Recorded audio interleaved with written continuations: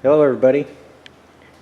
I spent yesterday kind of doing odds and ends, little things that take time but need to get done.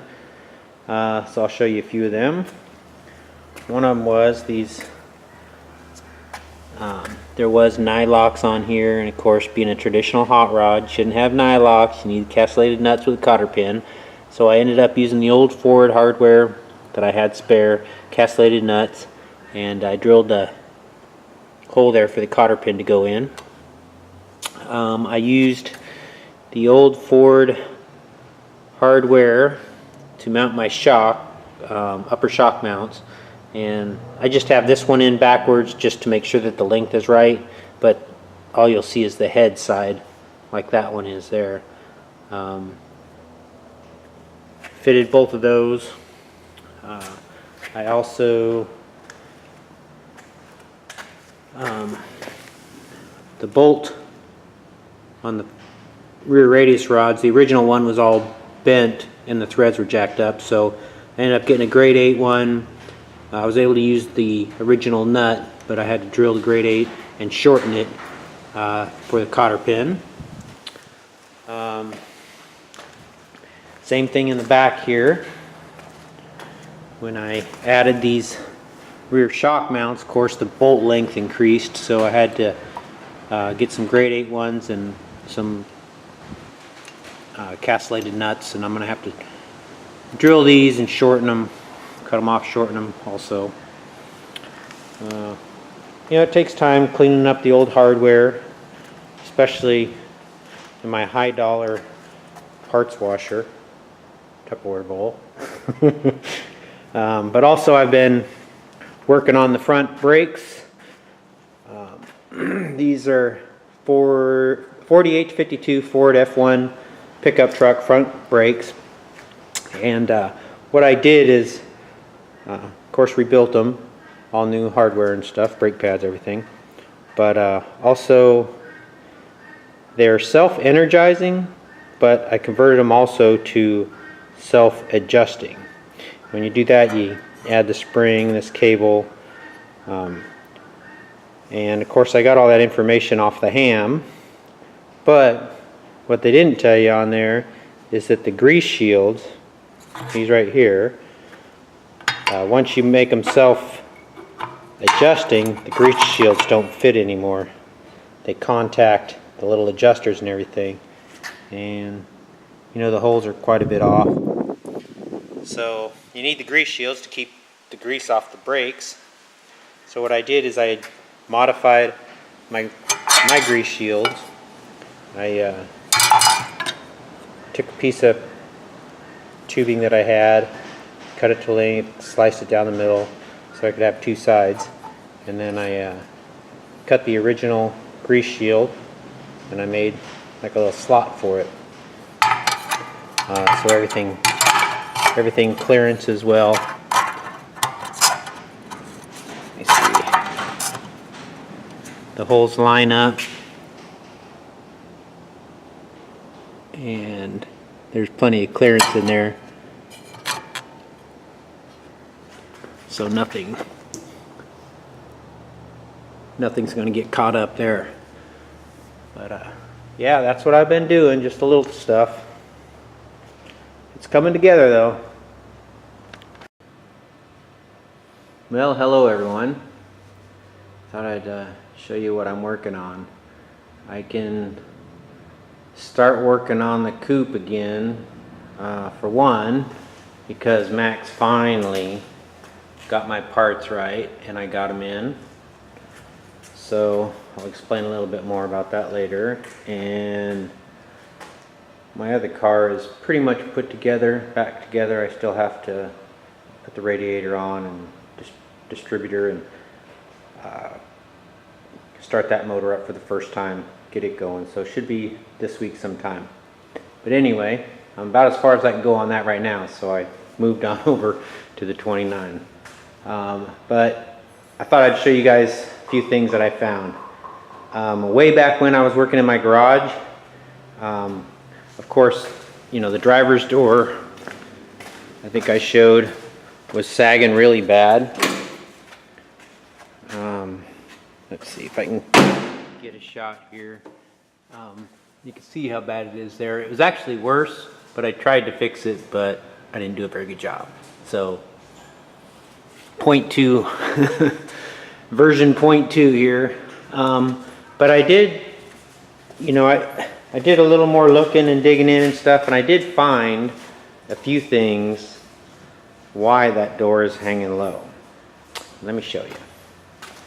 Okay, so on this sub-rail extension here, if I put this straight edge across, it's right about at the bottom of where the A pillar goes in and down. Okay, I know I can see it, but it's just about close. Okay, but and this is kind of hanging at the bottom too, pretty, you know, just below that. Okay, so now that's on the passenger side, and this door's belt line fits really nice, and the door swings open and closes nice. Okay, that's the way it should fit. The 28s, 29s, they overlap like this, so that's normal. But now let's go over to the driver's side, and I'll show you the difference. I'll lay my straight edge up there and see how that is hanging down, probably a ½ inch or so. And then also this part here is like about, you know, the same distance, ½ inch or so down. So I think this whole A pillar is like a ½ inch too low. So what I'm going to do is I'm going to cut it from the sub-rail extension and block it up and jack it up a little bit, and then probably weld it back on. And that's going to get the height correct. And as far as the belt line being off, that is pretty close to a ½ inch also. Although if you look up here, the door is angled some, so I may have to also move that back a little bit, which would bring this corner up. I don't know, I'm gonna have to do some measuring. Oh, I know. Because if you look on the inside, on the good side, the A pillar here, it is pretty much equal with this lip as it goes down right here. Try to get a shot of that. But on the bad side, it's a little bit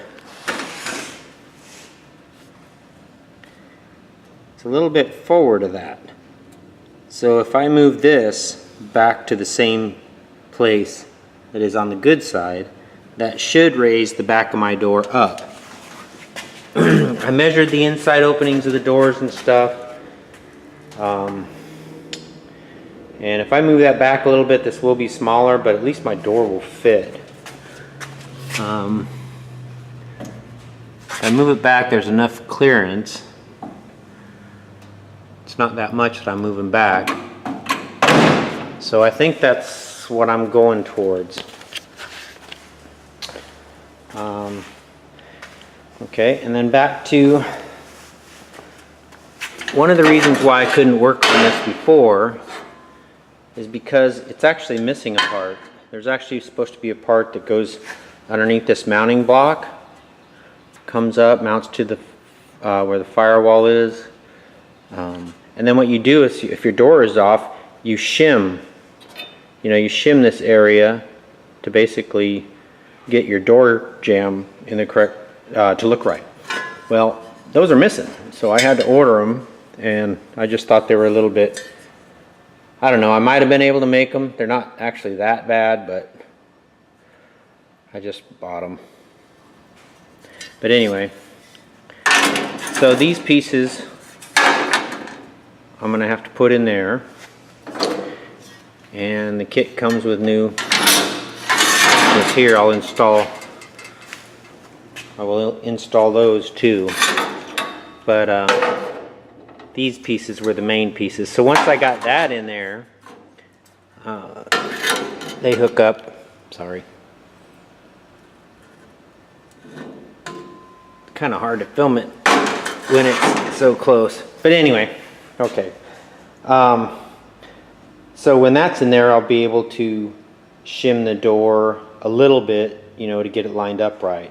And that should solve my problem. So the A-pillar is definitely off on the driver's side for height, and when I stand back in the middle here, I can actually see the difference comparing the little right there, that little dot, and that little dot. The one on the driver's side is higher, you know, so there's my ½ inch difference or so.